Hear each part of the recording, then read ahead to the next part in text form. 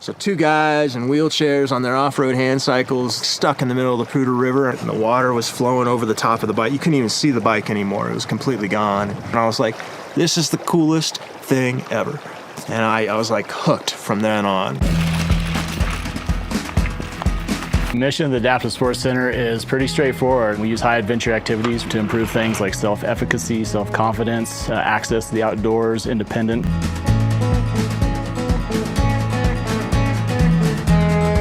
Oh my God, I just loved it. Yeah? I love living in Crested Butte. Now, if I could live in the winters on the road, that would be so nice. Well, I've always been a bit of an outdoors person. You strike me as slightly more of a vagabond than to sit for 4 years anywhere. Yeah. Oh, my mother rolls over in her grave. Everything we do is what mainstream populations would want to do when they come to the mountains, but we just serve a different clientele.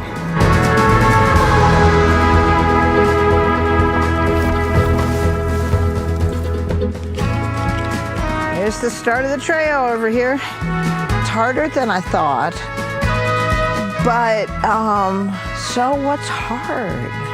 I mean, where in my operating instructions did it say life was easy? I missed that page. You know, before my accident, I was a rock climber and a backcountry enthusiast. It's all I wanted to do. So after my accident, I wasn't really interested in trying to pursue that anymore. And so the off-road hand cycling thing kind of took over my life. I like doing trails that I know that I potentially can't do and see if I can figure out a way of getting them done.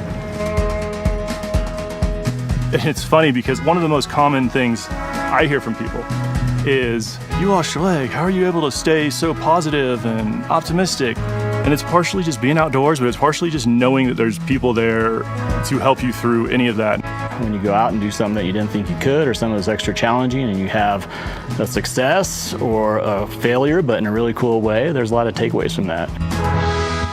Up we go. Each little hill is a mountain. I've always been pretty much a positive person. I've always been, a go for it type person. Nothing is going to change my having one leg.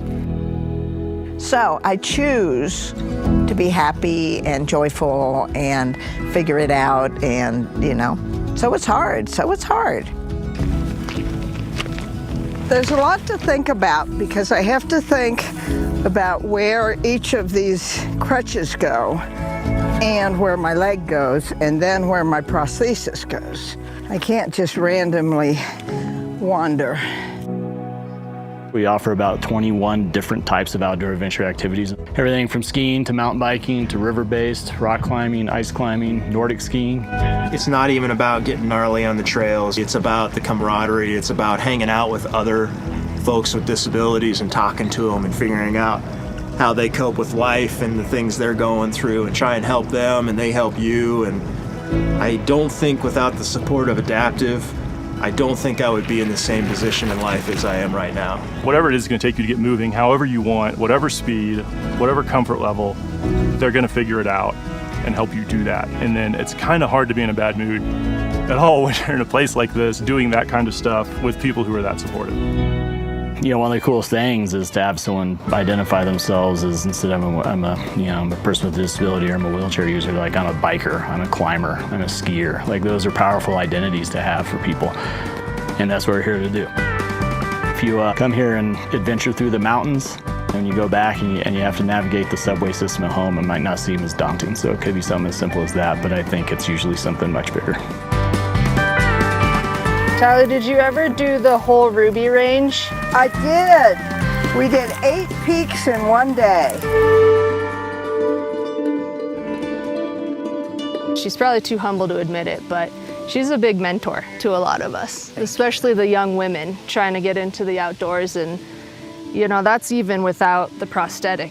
Just what Tally's done in her life before that, and even now with this, even more, a huge mentor to all of us. Thank you. Getting out into nature, into the peace and quiet, and just sitting somewhere where the only noise you're going to hear is the leaves rustling and maybe some animals and the occasional hiker is just is so good for the soul. I feel the love of the outdoors. I feel accepted. I feel part of nature. I don't feel like I have to do anything to prove myself. It's just, I'm part of it. It's a very loving feeling that I get from trees and mountains and rivers and everything. I just,